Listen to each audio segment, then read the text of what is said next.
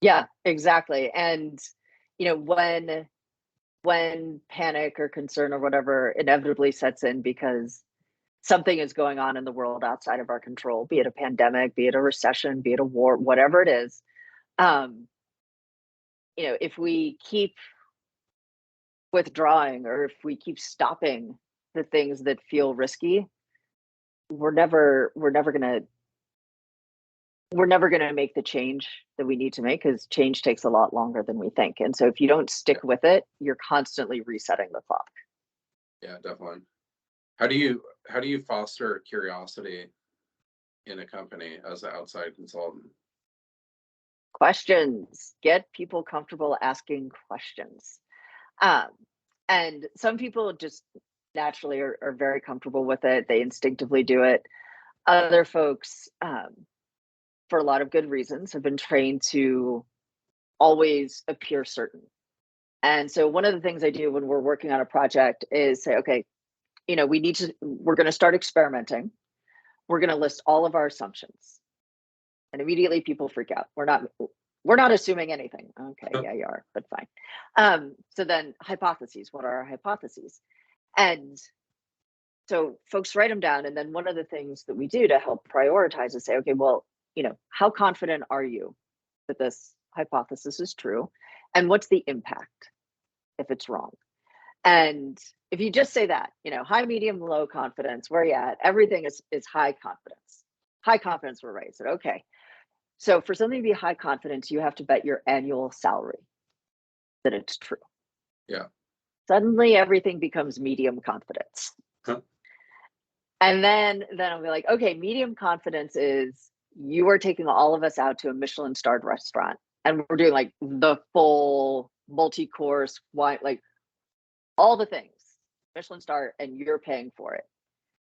Then not everything becomes low confidence, but a lot of things become low Mm. confidence. And and so it just kind of says like it's okay that you don't know the answer. Like these are questions and we can go test and solve the questions. And let's tackle the biggest, most important, most impactful, least confident hypotheses first.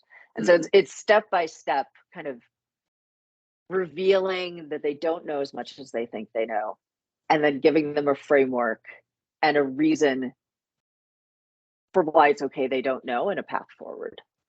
Yeah, and I think that would develop a lot of courage too. And Mhm. people feel more courageous when they're operating in that uh, repeated environment where they're constantly being curious. Yep. So, Yep. Yeah. And you give them a framework and give them a 2x2 or a 3x3 and like, okay, well, the worksheet says to do it. but Keep using the tool until you don't need it anymore. And this just becomes a way you think. And inevitably that does happen, but like any habit, it takes conscious practice. yeah, definitely.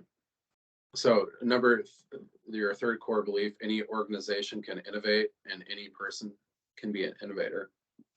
Yep. Yeah. As I said, anyone can do it.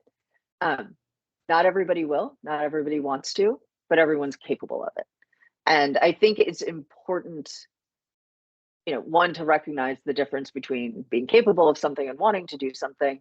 I think it's also important to, going back to curiosity and, creativity is a lot of times somebody will get bucketed like, oh, you're an innovator. So you go off and you do the crazy things. And then everybody who's not an innovator, you just stay here and do the same thing. And then when all the not innovate, somebody in the not innovators questions things, it's like, how dare you? And so, there's, we were all kids, right? And kids were creative and curious. And we all still have that part of ourselves, and so allow that to come out in people. You don't have to have an innovation title to Yeah, engage in a lot of the behaviors that drive innovation. yeah, And so let people engage in that questioning and that creativity and in play and mess. And you don't have to bucket people and then confine them to those buckets.